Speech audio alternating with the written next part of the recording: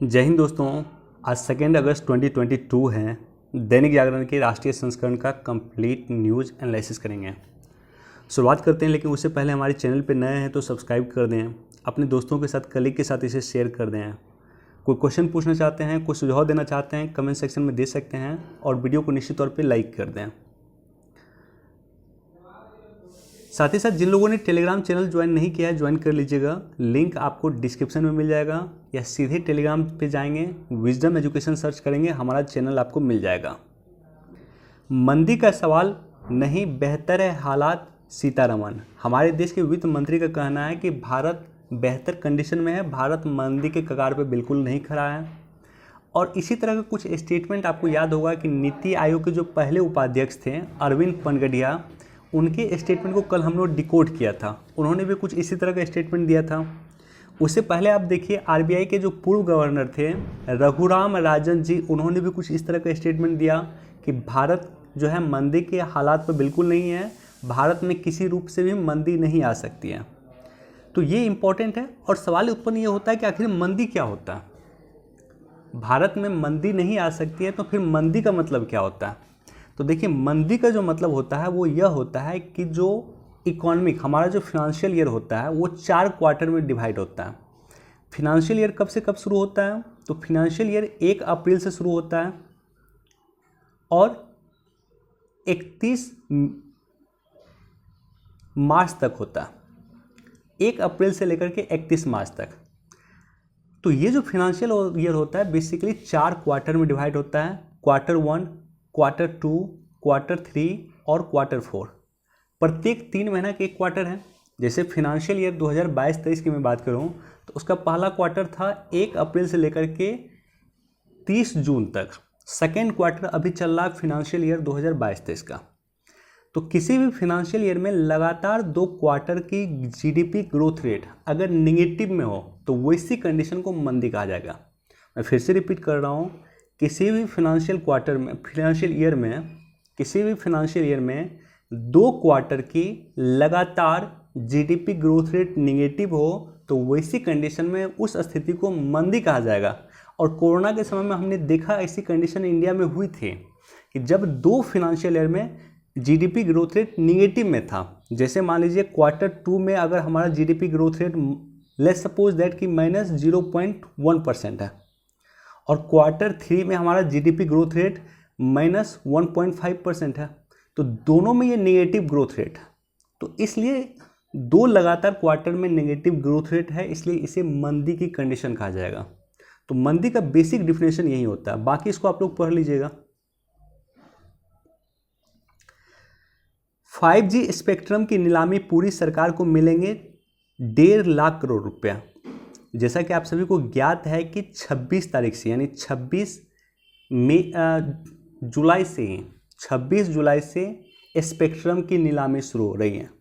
तो इस न्यूज़ का 2 पर्सपेक्टिव है। एक तो इसका इकोनॉमिक पर्सपेक्टिव है, 5G से संबंधित इकोनॉमिक सेक्शन में या जीएस पेपर 3 में क्वेश्चन पूछा जा सकता है।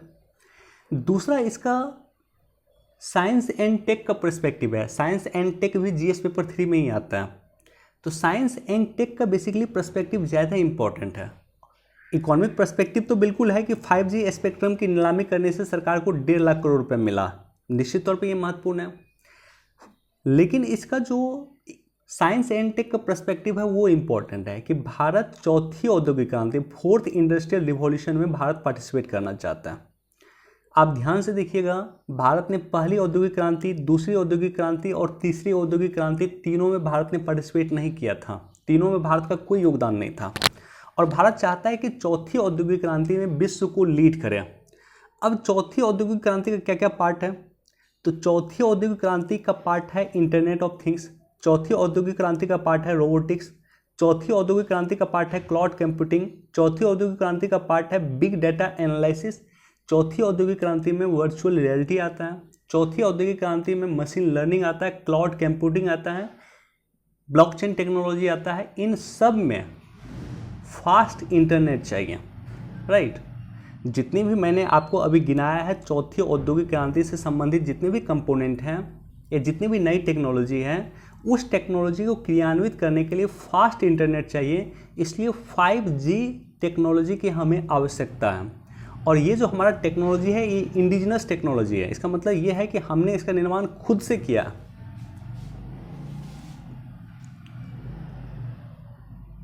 कॉमनवेल्थ गेम जो हो रहा है बर्मिंघम में, इस पे बिल्कुल आपकी नज़र होनी चाहिए। कौन खिलाड़ी किस में कौन सा मेडल जीत रहा है, किस खेल में कौन सा मेडल जीत रहा है, बिल्कुल आपकी इस पे नज़र गड़ी होनी चाहिए। एक देश एक मतदाता सूची की दिशा में पहल तेज। दोस्तों, कोई भी जो डेवलपमेंट होता है या कोई भी जो सुधार होता है, सुधार तात्कालिक सुधार नहीं होता। सुधार एक समय और निश्चित प्रक्रिया के साथ होता है। सुधार होने में लंबा समय लग जाता है। तो इलेक्शन रिफॉर्म्स में अगर आप देखिएगा तो इलेक्शन रिफॉर्म्स में सुधार करने का बहुत पहले से प्रयास किया जा रहा है। पहले मतदाता पहचान पत्र भी नहीं था, बाद में मतदाता पहचान पत्र को लाया।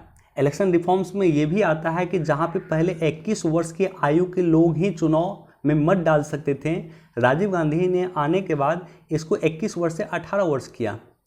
तो इलेक्शन रिफॉर्म्स का कई सारा पार्ट है, उसको आप लोग देख लीजिएगा। लेकिन अगर आप इलेक्शन रिफॉर्म्स पे, चुनाव सुधार पे एक नोट्स बना रहे हैं तो इस पॉइंट को एक सुधार के रूप में आप लोग जरूर जोड़िएगा।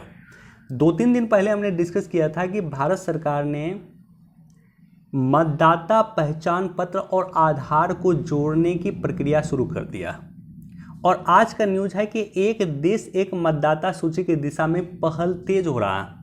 यानी विधानसभा का चुनाव हो या वार्ड का चुनाव हो, कमिश्नरी का चुनाव हो या स्थानीय निकाय का चुनाव हो या लोकसभा चुनाव हो, सभी के लिए एक ही मतदाता सूची होनी चाहिए। कुछ कमेटी के मैं बस नाम आपके साथ डिस्कस कर रहा हूं। मैं ये कमेटी का नाम इसलिए डिस्कस कर रहा हूं कि आप में इलेक्शन कमीशन को लेकर के या इलेक्शन रिफॉर्म्स को लेकर के क्यूरियोसिटी उत्पन्न हो, आप लोग खुद से इसे पढ़ें। तारकुंडे समिति 1974-75 में बना था। दिनेश गोस्वामी समिति 1990 में बना था। बोहरा समिति 1993 में बना था। इंद्रजीत गुप्ता समिति 1998 में बना था। चुनाव सुधार पे विधि आयोग की 117वीं रिपोर्ट जो 1999 में आई थी। और इसके अलावा एम वेंकटचलैया समिति 2002 में बना था। वीरप्पा मोइली समिति बनी थी 2008 में, आई थिंक। MP शाह समिति बनी थी, और इसी तरह से तनख्वाह समिति बनी थी 2010 में। तो ये सब समिति बनी थी जो इलेक्शन रिफॉर्म्स से कहीं ना कहीं संबंधित हैं, इसलिए इसके बारे में आप लोग हो सके तो पढ़िएगा। विशेष रूप से तारकुंडे समिति, दिनेश गोस्वामी समिति, इंद्रजीत गुप्ता समिति और एम वेंकटचलैया समिति, ये चीज़ तो आप निश्चित तौर पे पढ़िएगा। देश में मंकी पॉक्स की पहली मौत UAE से केरल लौटा युवक। हो सकता है क्वेश्चन पूछ दे पीटी में कि पहला मौत कहाँ हुआ है, तो केरल में हुआ है, और वो लड़का UAE संयुक्त अरब अमीरात से लौटा था।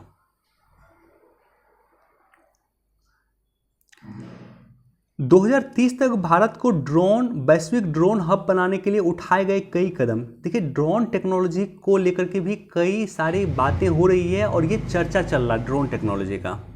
भारत 2030 तक ड्रोन टेक्नोलॉजी का हब बनना चाहता है, और ड्रोन टेक्नोलॉजी को भी हो सके तो आप इसको भी जोड़ दीजिए चौथी औद्योगिक क्रांति से। क्यों? क्योंकि चौथी औद्योगिक क्रांति का पार्ट है आर्टिफिशियल इंटेलिजेंस।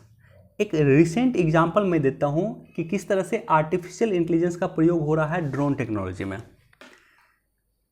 बिहार में शराबबंदी है, और शराबबंदी को लागू करने के लिए ड्रोन का इस्तेमाल किया जा रहा है कि ड्रोन के माध्यम से ऊपर से ही नीचे जहां पे शराब बन रहा है या अवैध शराब बन रहा है उसकी निगरानी किया जाएगा, और ड्रोन ऊपर में उड़ेगी और नीचे में अगर देखेगी कि कोई अड्डा है जहां पे शराब का निर्माण हो रहा है, अवैध शराब का निर्माण हो रहा है, तो ऐसी कंडीशन में ड्रोन को जो मॉनिटर करता है, जो व्यक्ति मॉनिटर करता है या जो पुलिस उसको मॉनिटर करेगी, वो देखेगी कि नीचे कहाँ पे शराब बन रहा है और वहाँ पे जाकर के तत्कालिक एक्शन लेने का काम करेगी।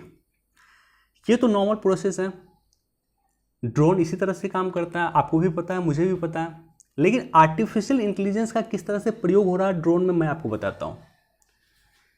मान लीजिए कि शराब, जो अवैध शराब बनता है, उसके अड्डा का कुछ तस्वीर या कुछ वहाँ का वीडियो हमने ड्रोन के सॉफ्टवेयर में फिट कर दिया कि अगर यहाँ पे अवैध शराब बनेगा तो इस तरह का चीज़ें वहाँ पे दिखेगा, राइट। ये चीज़ें वहाँ पे दिखेगा, या इनमें से अगर कोई भी चीज़ वहाँ पे दिख रहा है, इसका मतलब यह है कि वहाँ पे अवैध शराब का निर्माण हो रहा है। तो इस तरह से कुछ तस्वीर और वीडियो हमने ड्रोन के सॉफ्टवेयर में फिट कर दिया। अब वो ड्रोन क्या करती है कि मान लीजिए यहाँ पे उड़ना शुरू करती है, और वो ड्रोन नीचे देखती है कि इस तरह के कुछ चीज़ें वहाँ पे नीचे उनको दिखाई देता है। तो ड्रोन को जो मॉनिटर करता है व्यक्ति, अब उसकी आवश्यकता नहीं है कि वो बार बार ड्रोन को मॉनिटर करे। ड्रोन क्या होगा कि खुद एक सेल्फ मैसेज भेज देगा, सेल्फ एक अलर्ट भेज देगा, कहाँ पे, मुख्यालय में, उस लोकेशन की तस्वीर के साथ, कि यहाँ पे इस तरह की जो आपने मेरे सॉफ्टवेयर में फीड किया था कि यहाँ पे शराब बनने का ये चीज़ें हैं, ये मानक है, ये मापदंड है, उससे संबंधित कुछ घटनाएं यहाँ पे परिघटित हो रही है, और पुलिस एक्शन लेने का काम करेगी। यानी ड्रोन को मॉनिटर करने की जरूरत नहीं है। ड्रोन अपने आप में उस तरह की चीज़ें अगर देखेगा कि अवैध शराब का कहीं निर्माण हो रहा, अगर ये देखेगा, पकड़ेगा ड्रोन, तो खुद बाय डिफ़ॉल्ट वो मुख्यालय को तस्वीर भेज देगा, मुख्यालय को अलर्ट भेज देगा, मुख्यालय को सूचना भेज देगा। तो इस तरह से ड्रोन टेक्नोलॉजी में भी आर्टिफिशियल इंटेलिजेंस का प्रयोग किया जा रहा है। अब देखिए ड्रोन को लेकर के भारत कितना सिंसियर है कि ड्रोन महोत्सव का आयोजन दिल्ली में किया गया था, और इंडिया का सबसे बड़ा ड्रोन महोत्सव का आयोजन दिल्ली के प्रगति मैदान में किया था, जिसके शुभारंभ पीएम मोदी ने किया था, और ये मई में आयोजित हुआ था, आज से 3-4 महीना पहले।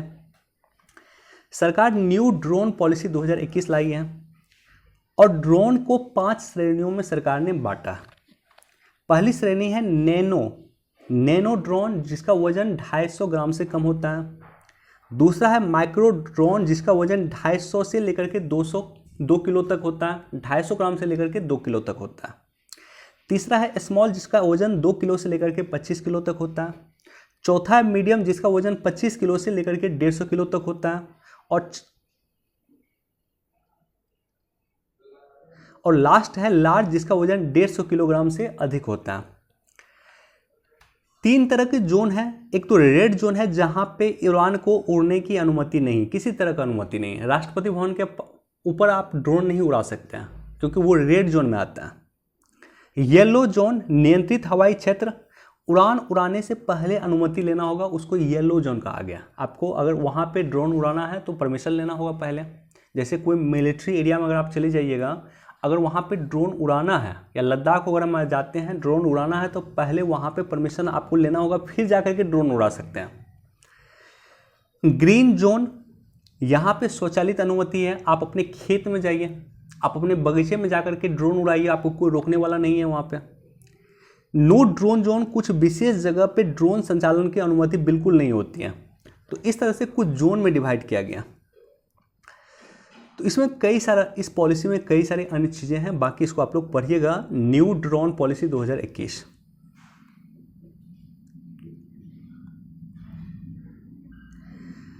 अंटार्कटिक में भारत के शोध केंद्रों पर लागू होगा घरेलू कानून।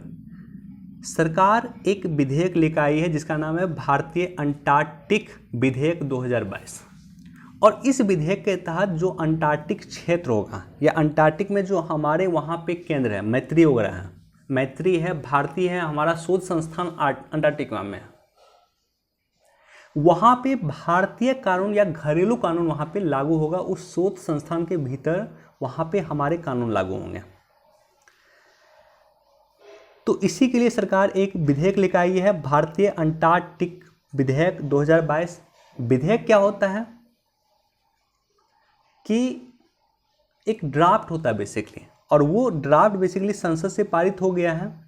अब ये जैसे ही राष्ट्रपति का साइन हो जाएगा, ये कानून हो जाएगा। तो राष्ट्रपति के पारित होने, राष्ट्रपति के साइन के बाद ये भारतीय अंटार्कटिका विधेयक 2022 नहीं होगा, भारतीय अंटार्कटिक कानून 2022 या भारतीय अंटार्कटिक अधिनियम 2022 कहलाएगा। अंटार्कटिक महाद्वीप जो है, जो दक्षिणी ध्रुव है, दक्षिणी ध्रुव पे भारत के 2 अनुसंधान केंद्र है। 1989 में मैत्री था, और 2012 में यहाँ पे भारती बनाया गया। तो 2 अनुसंधान केंद्र हमारा है दक्षिणी ध्रुव पे। इसी तरह से अंटार्कटिक कार्यक्रम के तहत 40 से अधिक अभियान अभी तक भारत कर चुका है। और अगर उत्तरी ध्रुव की बात की जाए, दक्षिणी ध्रुव पे हमारा 2 मिशन है, मैत्री और भारती। उत्तरी ध्रुव की बात की जाए यानी आर्कटिक प्रदेश की बात की जाए तो वहाँ पर भी हमारा एक स्टेशन है जिसका नाम है हिमाद्री स्टेशन, जो हमारा रिसर्च सेंटर है। तो दो हमारा दक्षिणी ध्रुव पे है, मैत्री और भारती, और एक हमारा उत्तरी ध्रुव पे है जिसका नाम है हिमाद्री स्टेशन। अब क्या होगा, यहाँ पे भारतीय कानून लागू होंगे। अब जब इसी न्यूज़ को पढ़िएगा तो आपको अंटार्कटिक संधि के बारे में पता चलेगा। अंटार्कटिक संधि आखिर है क्या? अंटार्कटिक संधि एकमात्र एकल संधि है जो पूरे महाद्वीप को नियंत्रित करती है। वैसा महाद्वीप जहाँ पे आबादी नहीं पाया जाता, उस महाद्वीप को रेगुलेट करने का काम करती है अंटार्कटिक संधि। राइट, क्लियर है? वैसा महाद्वीप जहाँ पे लोग नहीं पाए जाते हैं, जहाँ पे आबादी नहीं पाई जाती है, उसको इस संधि के द्वारा, अंटार्कटिक संधि के द्वारा रेगुलेट किया जाता है। इसकी शुरुआत बेसिकली हुआ था 1 दिसंबर 1959 में वाशिंगटन में 12 देशों ने इस पे साइन किया था। बाद में 1961 में इसको लागू किया गया है और हाल में ही 2021 में इसका 60 वर्ष कंप्लीट हुआ था। तब ये काफ़ी चर्चा में था। जब ये 60 ईयर कंप्लीट किया 2021 में, काफ़ी चर्चा में था। फिलहाल 54 इसके पक्षकार हैं, 54 इसके देश हैं, इसके मेंबर हैं, और 1983 में 1983 में भारत इसका सदस्य बना। और अंटार्कटिक संधि का जो हेडक्वार्टर है, रेगुलेट होता है, ये अर्जेंटीना के व्यूनस आयर्स से रेगुलेट होता है। तो ये सब बेसिक इन्फॉर्मेशन है। इंडिया मालदीव रिलेशन आप लोग पढ़ लीजिएगा, एग्जाम पर्सपेक्टिव से इंपॉर्टेंट है। मालदीव के राष्ट्रपति भारत आए हुए हैं, तो वैसे भी मालदीव हमारे लिए काफ़ी इंपॉर्टेंट है। और वैसे भी क्वेश्चन अगर आप देखिएगा इंटरनेशनल रिलेशन में, तो लोगों को लगता है कि अधिकतर क्वेश्चन जो अमेरिका से पूछता है या रूस से पूछता है या यूरोप इंडिया रिलेशन पूछता है, नहीं। अगर आप इतिहास जाकर देखिए, अधिकतर क्वेश्चन भारत और भारत के पड़ोसी देशों से पूछा है। तो भारत के जितने भी पड़ोसी देश हैं उस पर आपके नोट्स होनी चाहिए, और उसी पड़ोसी देश में एक मालदीव है। और चूंकि मालदीव के विदेश राष्ट्रपति इंडिया आए हुए हैं, तो ये मालदीव फिर से चर्चा में है। इंडिया मालदीव रिलेशन देख लीजिएगा। भारत यूएई के साथ एक फ्री ट्रेड एग्रीमेंट साइन हुआ था जिसे हम लोग सिपा कहते हैं, कॉम्प्रिहेंसिव इकोनॉमिक पार्टनरशिप एग्रीमेंट। और इसी कॉम्प्रिहेंसिव इकोनॉमिक पार्टनरशिप एग्रीमेंट के तहत हमने प्रॉमिस किया था, या यूएई ने भारत से रिक्वेस्ट किया था कि आईआईटी, इंडिया की आईआईटी का एक परिसर जो है आप यूएई में भी खोलिए। और इसी के तहत भारत सरकार की जो, या भारत की जो आईआईटी दिल्ली है, यूएई में जगह दिख रही है जहां पे वो अपना परिसर खोलने की बात हो रही है।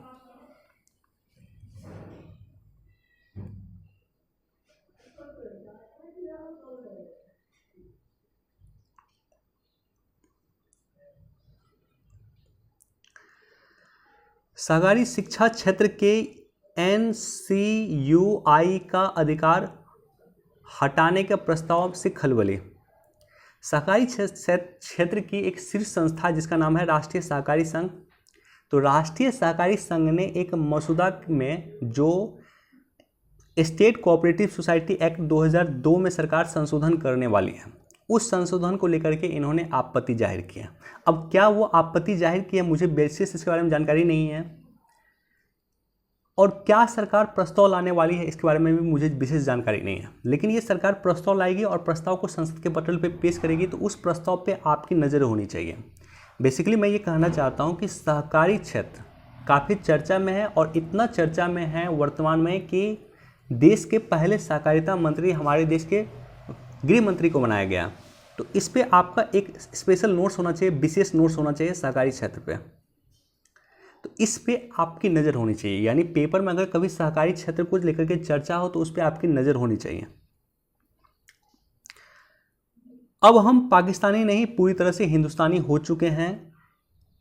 जम्मू कश्मीर में बसने वाले कई सारे ऐसे समुदाय थे जो आज़ादी के बाद जम्मू कश्मीर में बस रहे थे, या आज़ादी से पहले भी बस रहे थे, लेकिन उन्हें नागरिकता भारत का नहीं दिया गया था। जैसे गोरखा, वाल्मीकि समुदाय, ये सब समुदाय जम्मू कश्मीर में लंबे समय से बसते थे, लेकिन इसको भारत की नागरिकता नहीं दिया गया था।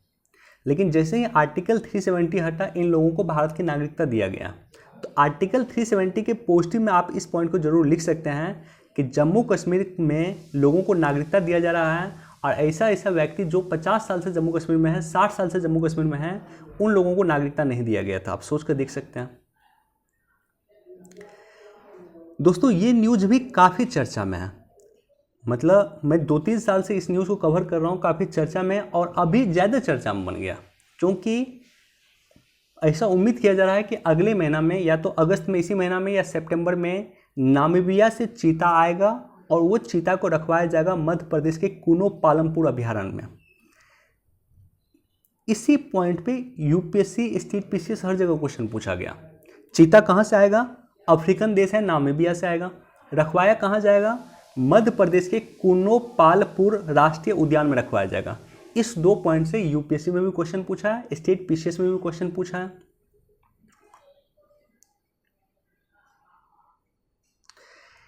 एक बार पढ़ सकते हैं, बहुत इंपॉर्टेंट नहीं है, लेकिन वन टाइम आप इसको देख सकते हैं, ये इंपॉर्टेंट है। इसको आप लोग डिटेल में पढ़िएगा। मैं कुछ पॉइंट, जो बेसिक पॉइंट है, वो मैं आपके साथ डिस्कस कर देता हूँ। देश में किसान आंदोलन हुए थे, आप सभी को ज्ञात होगा, और उस किसान आंदोलन की एक मांग थी कि सरकार एमएसपी की गारंटी दे, मिनिमम सपोर्ट प्राइस की सरकार गारंटी दे। ये उस समिति, उस आंदोलन की मांग थी, और उसी मांग को देखते हुए सरकार ने संजय अग्रवाल की अध्यक्षता में 29 सदस्यीय समिति सरकार ने गठित कर दिया। तो पहले तो क्वेश्चन यही आपसे बनता है, पीटी में क्वेश्चन यही पूछा जा सकता है कि सरकार ने कौन सी समिति बनाई एमएसपी की गारंटी देने के लिए, या फसल विविधीकरण को लेकर के सरकार ने कौन सी समिति बनाई है? तो संजय अग्रवाल कमेटी सरकार ने बनाई है, संजय अग्रवाल समिति सरकार ने बनाई है।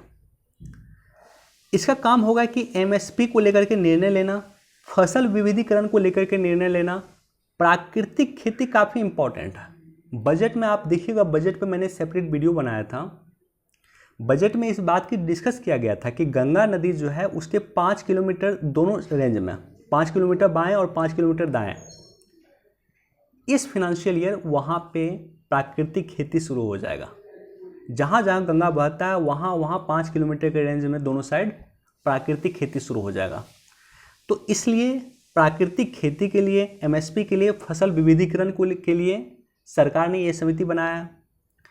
जल संकट जिस तरह से हो रहा है और जलवायु परिवर्तन का संकट जिस तरह से हो रहा है, उसके बाद फसल विविधीकरण काफ़ी महत्वपूर्ण है, काफ़ी चर्चा में। सरकार इससे पहले फसल विविधीकरण को लेकर के डॉक्टर एस जोहल समिति पहले बना चुकी है, जो 1986 और 2002 में सरकार को रिपोर्ट सौंपी है। पंजाब और हरियाणा से धान को फसल चक्र से हटाना भी इसका एक टारगेट है। क्यों हटाना है, ये भी इम्पोर्टेंट है। ये ज्योग्राफी का इम्पोर्टेंट पार्ट है कि आखिर पंजाब और हरियाणा में धान की खेती क्यों नहीं होना चाहिए, क्योंकि एग्रो क्लाइमेट जोन वहाँ पे धान की खेती के अनुरूप नहीं है। धान की खेती में अधिक पानी चाहिए, पंजाब में पानी कम है। तो ऐसी कंडीशन में अगर वहाँ पे धान की खेती कीजिएगा तो क्राइसिस क्रिएट होगा। धान की खेती के लिए उपयुक्त जगह है वेस्ट बंगाल, वहाँ पे धान की खेती होना चाहिए, पंजाब में नहीं होना चाहिए। पंजाब में धान की जगह गेहूं की खेती होना चाहिए। सरकार किसानों को विशिष्ट आईडी देगी, जिससे सरकार किसानों को सीधी सहायता दे सके और बिचौलियों को समाप्त कर सके। अभी तक सरकार 5 करोड़ किसानों को ये विशिष्ट आईडी दे चुकी है। तो ये सब बेसिक इंफॉर्मेशन है। बाकी एक आयोग है CACP, commission of agriculture cost and prices. ये आयोग ही एमएसपी को लेकर के सरकार को सुझाव देती है। तो ये क्वेश्चन भी कई बार पूछा गया है कि एमएसपी को लेकर के सुझाव देने का काम कौन सी समिति करती है या कौन सा आयोग करता है, तो वो CACP करता है, कृषि लागत और मूल्य आयोग करता है। और इसकी स्थापना 1 जनवरी 1965 को हुआ था। कृषि कल्याण मंत्रालय के अधीन काम करता है और वर्तमान में ये टोटल 22 फसल को एमएसपी देश में दिया जाता है। 22 फसल में अगर आप देखेंगे तो 14 खरीफ फसल है, 6 रबी फसल है और 2 वाणिज्यिक फसल है।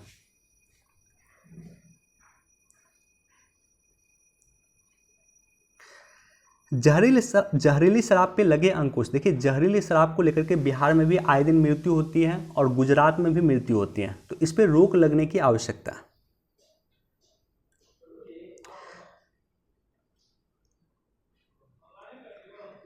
इसको एक बार आप लोग पढ़ लीजिएगा। लगातार 5वें महीने जीएसटी संग्रह 1.40 लाख करोड़ के पार। जब जीएसटी लागू हुआ था तो भारत सरकार का एक टारगेट था कि जीएसटी संग्रह हमें 1 लाख करोड़ के पार ले जाना है, और निश्चित तौर पे इकोनॉमी के लिए अच्छा कदम है कि प्रत्येक महीने अब जीएसटी 1 लाख करोड़ पार जाता है और 1.40 लाख करोड़ पार जाता है। जुलाई महीने में जीएसटी संग्रह हमारा 1.49 लाख करोड़ हुआ। बाकी इसको पढ़ लीजिएगा। म्यांमार की सैन्य सरकार ने 6 और महीने के लिए बढ़ाया आपातकाल। देखिए म्यांमार में आपातकाल चल रहा है और म्यांमार में जुंटा सरकार चल रही है। वहाँ की जो सैन्य सरकार है उसको जुंटा सरकार कहते हैं। तो जुंटा सरकार वहाँ पे चल रही है, सैन्य सरकार वहाँ पे चल रही है। इंडिया म्यांमार रिलेशन पहले मैं काफ़ी चर्चा करता था, ये आप लोग पढ़ लीजिएगा। चलिए दोस्तों, इतना ही इंपॉर्टेंट न्यूज़ था। वीडियो देखने के लिए आप सभी का धन्यवाद। Thank you so much. Paper जरूर पढ़ें। जिस टॉपिक को मैंने टिक किया है उसको टिक करके मैंने टेलीग्राम पे पोस्ट कर दिया, वहाँ से जाइए, पेपर जरूर पढ़िए। पेपर पढ़ना मस्ट इम्पॉर्टेंट है। वीडियो देखने के लिए आप सभी का धन्यवाद। Thank you so much.